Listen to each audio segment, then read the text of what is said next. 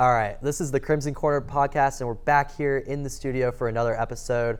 This is the podcast that covers everything Cougar sports on the Palouse, everything Crimson and Gray. And who am I here with today? I'm Maya Limes, here with you guys today. And I'm Andrea, and yes, I'm here with you guys today too.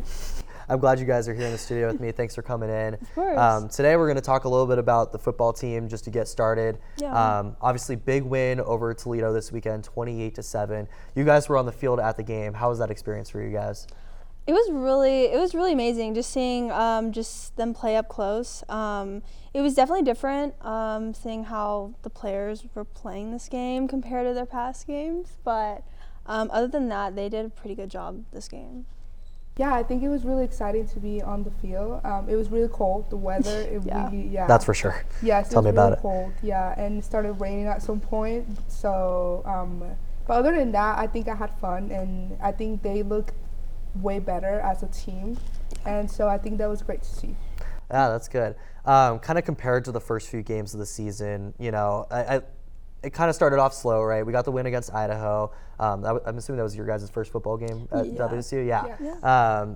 We got the win against Idaho, followed that up with San Diego State, and then we kind of had that rough patch with North Texas and UW. But since then, we've kind of turned it around, played really well against a couple ranked opponents, and then with the Toledo game, I mean, they just showed out really well. So kind of for you guys, what was kind of your biggest takeaway from the game? What did you like from the offensive side of the ball?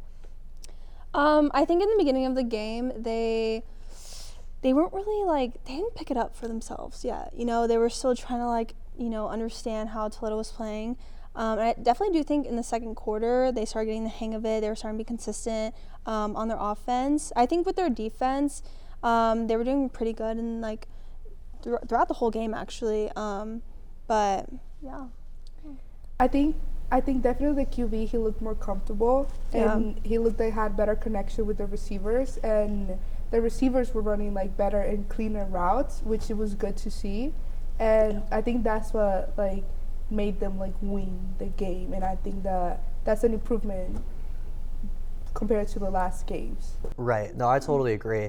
And I think I like what you said about having those kind of cleaner, crisper routes. I thought that was something that definitely needed to be improved from those first few games in the season. Josh Meredith specifically, leading receiver in the game, he did a fantastic job picking that up and really just being the number one wide receiver that he's meant to be. And then I don't know if you guys saw those touchdown grabs with the one where he went up really high and came down with it. I mean, the crowd went crazy for that. I don't know if I've ever seen a catch like that. That was really lucky in my opinion. I honestly didn't expect that, but I think with that, our chemistry's growing throughout our offense, and I think that was just that. I guess that's what we're doing now. I don't know. That was really surprising to me, but it was really good. Same. Yeah, that was Carter's first touchdown catch of his collegiate career. But I'm curious for you guys, do you think that was more impressive from the quarterback side, Zevi's side, or do you think it was more impressive throw or more impressive catch? So I think both. I want to say that the chemistry, like Maya was saying, it's showing, and I think that from both sides, the fact that he was able to run the route correctly and that they trusted each other and that they knew that they were going to be, the QB knew that he was going to be there, and that he felt free to send the ball, and he knew that he was going to be there to catch it. I think that's the highlight of the play in general. Yeah, and I think with Carter being a freshman too, and that being his first touchdown, I think that is really good for the team, and that's what they need, And that was I think with that it was very shocking, but I think that's honestly what we need. Yeah, it was nice to see a player like that step up. It's kind of tough when we have to rely on the same guys over and over again. So to get kind of a new talent in there to really show the way, I think that's great. So I totally agree with you guys on that. I kind of want to get your guys' perspective, both of you, being freshmen here at WSU. Has the football team lived up to the expectations that you had going into the season? What did you hear about the team going in? And then now that we're sitting at 4-4, are you disappointed, or have you had a good time with the team? Honestly, it's amazing to watch because it's so much different compared to high school, 100%. But I think with how big of a school WSU is, I guess I expected more, but I think understanding that, we're still I guess our sports are still learning the chemistry and like, you know, I don't know if we have new coaches, right? Yeah, we have a new coach Yeah, this year. so Yep, I you're think right. with that, like just building up from there, that's definitely like, you know, they're still adjusting. So I think with that, like I understand, especially since like we came from like a high school where our sports weren't the best. So coming here, it's not like, oh, the worst thing ever. Because, you know, I think they have so much potential and they have proven that throughout, you know, some of their games. Right. But, yeah.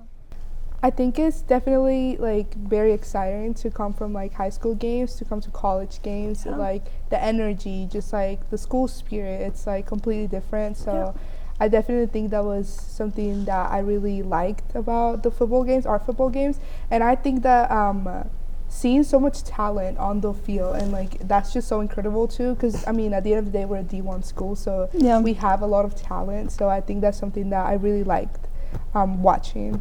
Yeah. And I think like an expectation I did have was the UW game.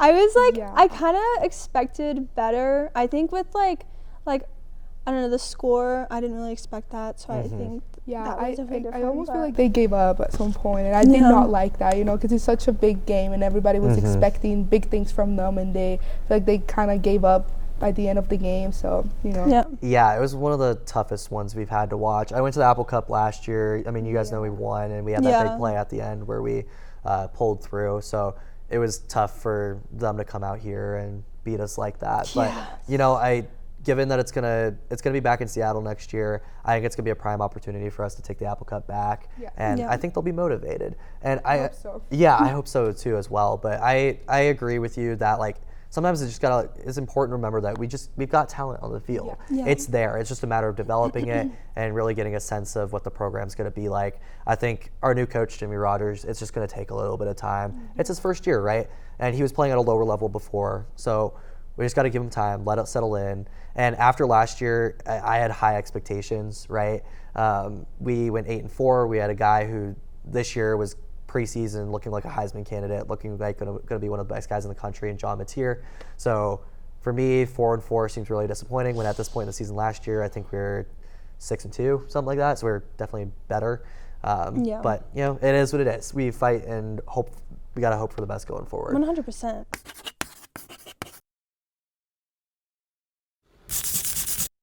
Predictions for today's game. I got WSU 32, Toledo 24. Higher scoring game. I think Zevy's going to pull it out. He's going to make the difference. Toledo's 4-3. Not in a great conference. Their biggest game this year has been against Kentucky in the SEC. They lost by 8, who's not a great SEC school. And I think WSU gets it done at home, traveling across the country for Toledo. For predictions for today's game. 21 Cougs, 7 the other team. Thank you. Go Cougs! Predictions for today's game. I'm gonna go 55-21. Go Clear score predictions for today's game. I'd have to say Cougs by 21. Go Cougs! Our predictions for today's game. I'm thinking Cougs 28, Toledo 14. Thank you. Go Cougs! Our predictions for today's game. Toledo 3, Wazoo 21. Go Cougs! Go Cougs! What are your score predictions for today's game? 37-14 Cougs. Go Cougs! Go Cougs! Score predictions for today's game. My score prediction for today's game would be Washington State 33, Toledo 17. Go Cougs! Go Cougs! I think we're receiving yards this season. Oh, the season? Oh, okay. Okay. Josh Meredith. Correct. Who's leading rushing yards for the Cougs this season? Or Kirby Voorhees. If it's not, then I'd be shocked if it wasn't. It is Kirby Voorhees. Go Cougs. Thank you. Go Cougs. Who's leading the Cougs this season in rushing yards? Kirby Voorhees. Correct. Leading the Cougs in receiving yards. Josh Meredith. Correct.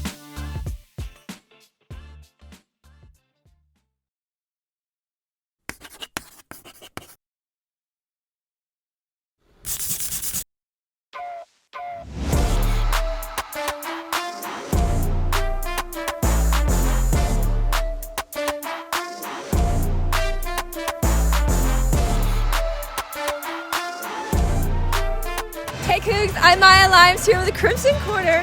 Today we have a home game, as you can tell. We're playing against Toledo. And it's also Parent Weekend this weekend. We have so many WSU parents coming out to support our football team as well. So let's see what this game brings us.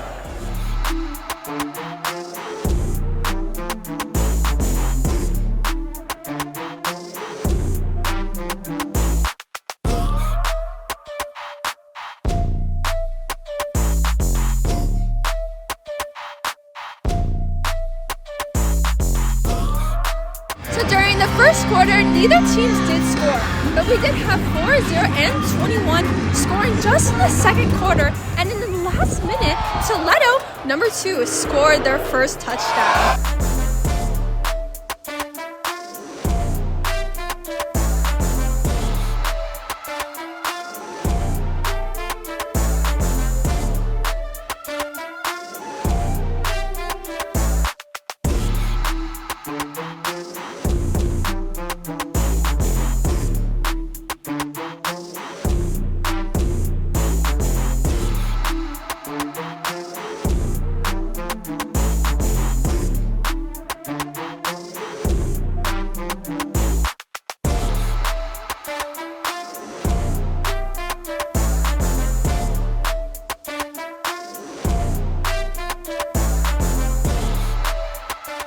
Successful game. The Cougs are a win on Parent Weekend. We can't wait to see what the next home game brings us.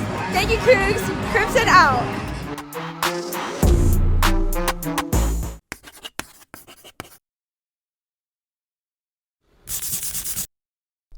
All right, back here in the studio. I'm here with Manny and Ezra. How are you guys doing? Doing great today, Connor. Doing great, man. Excited to be on the show, bro. Sweet. I'm happy to have you guys. We're going to get talking about basketball here.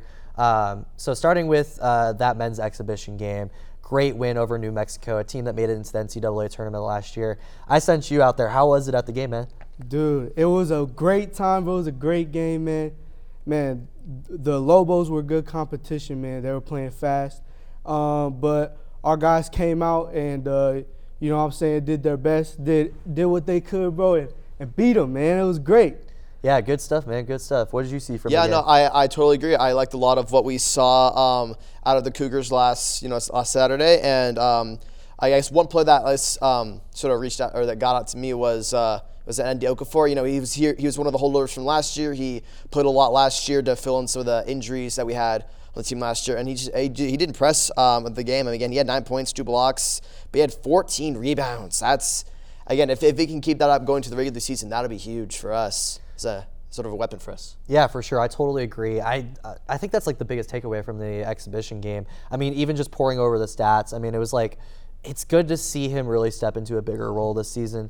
Last year, you know, he was coming off the bench quite a bit. He was sitting behind 2 guys who could stretch the floor really well, in Eric Strupp and why am I blanking on his freaking name? Goodness, you know, we had our 2 European big men up front, and we just, I mean, those 2 guys are going to be hard to replace. Yeah. But going into the season, it's great to have a more traditional big man who can catch lobs and be a guy on the big boards. And also Emmanuel Ugbo, he was a Boise State transfer, a guy that didn't get a ton of minutes on a team last year that made an NCAA tournament run towards the NCAA tournament. But again, going into the season, he had 16 points in the game. Our front court depth is looking good, so I'm feeling a lot better about that. But also, I think the biggest thing to take away from this game really is just we beat an NCAA tournament team, right? Yeah, no, exactly. Again, New Mexico, you have to always have to do that it's an exhibition game. But again, New Mexico is no slouch at home. Well, in Pullman, that's no slouch. They're a very, very good team, and they will. Again, I believe that New Mexico is going to make a run for the Mountain West Championship. If not making the tournament outright, I see it happening. Hell yeah, bro! And they were playing hard, bro. Like they were really fast, bro. Like they were really slippery when they were on offense, and also on defense, bro. They were like double teaming guys. Like, but you know what I'm saying? That's where you see a lot of the free throw stuff because. You know what I'm saying? They were double teaming guys. But yeah, man, what's it called? Our guys played through it, man. You know, got points on the board, prevented some scoring, man. And even though it was back and forth, we pulled through in the end, man. It was great. I see that But moving on, we're going to talk just briefly about the roster of the team, seeing where we're at. We have a lot of new guys coming in this season, several transfers. We got a Morehead State transfer in Jerome Morton. We've got Boise State transfer in Emmanuel Ugbo. And we've got a nice young guy in Ace Glass, three-star recruit, but also what a name for a guy. Ace I mean, Glass. great. I've heard great things about this guy. He played well on Saturday from what I saw and what I understand. But we've got 5 returning guys. Do you think they have what it takes to step up last year? Because a lot of these guys didn't have a big role. The only guy that really had a big role last year, I think, was Tomas Thrasserson. Yeah. Parker Garrett's had averaged like 10 minutes a game. Case Why Not was on and off the bench. What are you thinking with that? I mean, I think at least for potential for guys like Okafor and Thrasserson, I can definitely see them taking that next step up from learning from those guys last year who left and to taking that, to filling their shoes and taking that next step. I mean, I think the jury's still out for Why Not and for Garrett's, or at least for Favors as well, Richard Favors as well. I think the jury could still be out. They might. I would assume that they might play the same roles that they did last year, which would be limited on and off on the bench, and let the newer guys like Martin and letting Ace Glass see what he's capable of. But I'm interested to see what's going to happen with this rotation here. Now let's kind of get into just where we're seeing them in terms of the schedule, and then kind of maybe predicting their record. I don't expect a super exact number from you guys, but we've got a lot of tough matchups. We've got the Maui Invitational, great opportunity. It looks like we're gonna start with Chaminade, which is the local school there in Maui, and then we're gonna move on to either ASU or Texas, I believe. And then we've got double up on Gonzaga and St. Mary's this year. Gonzaga's gonna come here, then we're gonna go there, just like we did last year. So lots of great opportunities to play tough teams this year. How are we feeling about that non-conference schedule and then maybe our chances going forward? I think for both non-con and conference, again, there's obviously a lot of different opponents of all varying different talent levels. I mean, UW and USC, especially that USC game is going to be very tough. I imagine we're also getting Bradley again this year. We get Davidson as the whole Steph Curry, Klay Thompson sort of Splash Rose Bowl. Yep. I was like that. But no, again, we also get some of the bottom feeders in the WCC. I mean, I don't know if San Diego's going to be as good or as bad as they were, but I think it's just really coming out to those games. Pacific especially cannot get swept by Pacific again this year. That happened last year. That just wasn't that. It did help derail their season quite a bit. So if we can take care of those bottom feeders and at least put up some sort of semblance of a fight against like Gonzaga, St. Mary's, San Francisco, and like Santa Clara, especially those are the big four. I think we can definitely stand a chance this year. How about you, Ezra? How do you think we're going to do this year? Dude, we're going 82-0. 82-0. We're going full NBA schedule. We're going crazy like that. Hey, I like that energy. I think we got 30 games in total. So based on or at least in the regular season. So on the roughly 30 game total, how many wins do you think we're getting? Yeah, man. I think we might have gotten a good win in the exhibition, but we got some tough competition. I could see 19-11. Something. Something kind of in the middle. Where, I think we're going to win a good amount of games, but we might see some tough losses too, man, just with, the team we got right now. How about you, Manny, for in the win column? What are you thinking?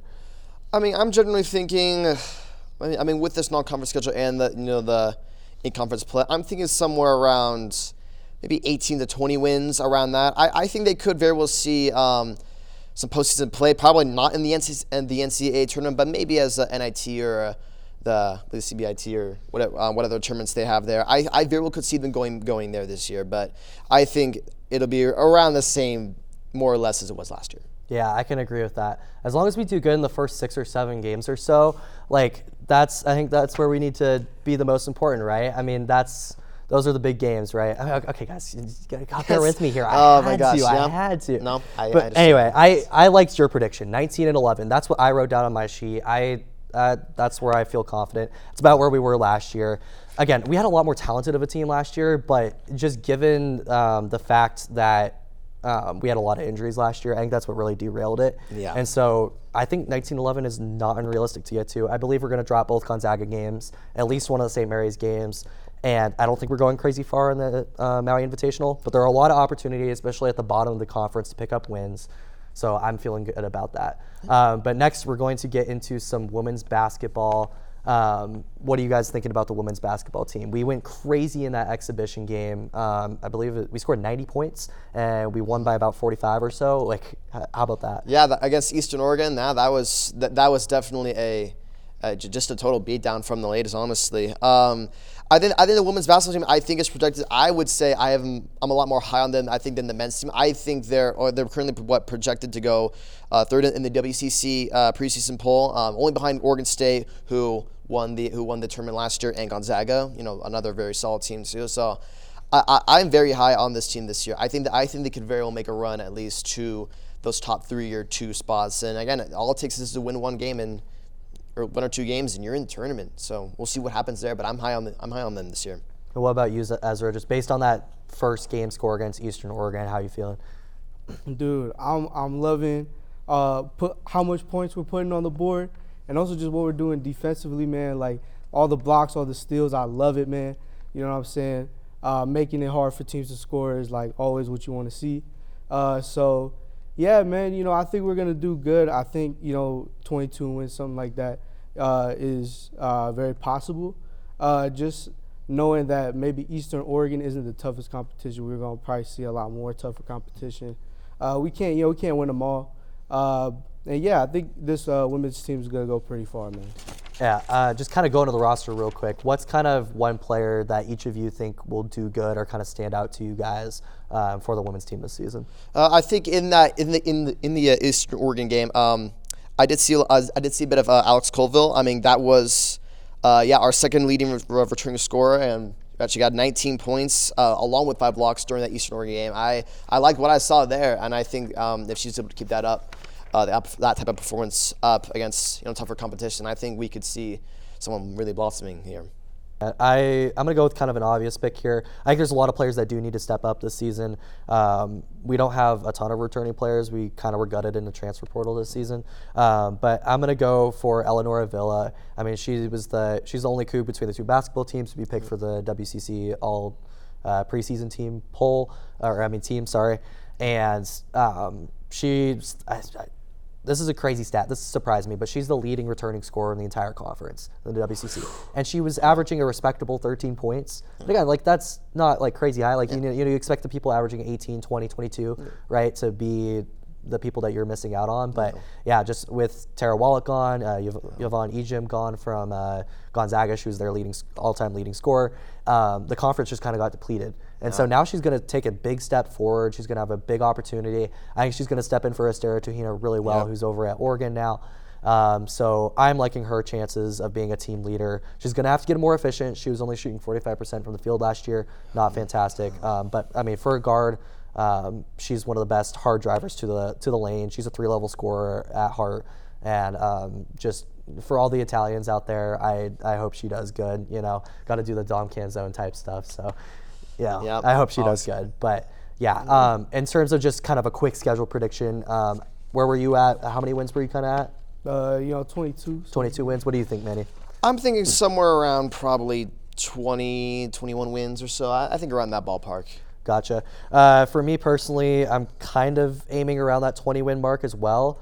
Just depends on how that early season goes, especially. We got big matchups. We've got Stanford and Oregon again, both teams we lost to last year. We also lost to Texas Tech last year. UNLV had 26 wins last year, and they were almost there on the Mountain West side. And then the top of the conference, even though we're projected 3rd, and I do think we can hold that spot, Oregon State and Gonzaga are no joke. Yeah. And Oregon State was definitely a little bit of an underdog last year, but I still think they can come back and be strong, and you can never count out Gonzaga in this conference. So I do think we will be able to run the table on the lower teams, just like the men's team can in the conference. I think we'll be able to beat Pacific, unlike the men's team. But so those will be good opportunities to rack up wins. And, I feel confident. So I'm going to go with 22 wins as well. I think we get into the WCC tournament, at least make it to the semis. I don't think we're going to the championship. So I think we've got a good shot, maybe looking at a WBIT appearance. But this team's looking good, I think. So I agree. Yeah. But that's going to do it for women's basketball. And, yeah, thanks for joining me, guys. Appreciate it. Always a pleasure to be on the podcast, Connor. Yeah, man, I'm glad to be here, man. This is awesome.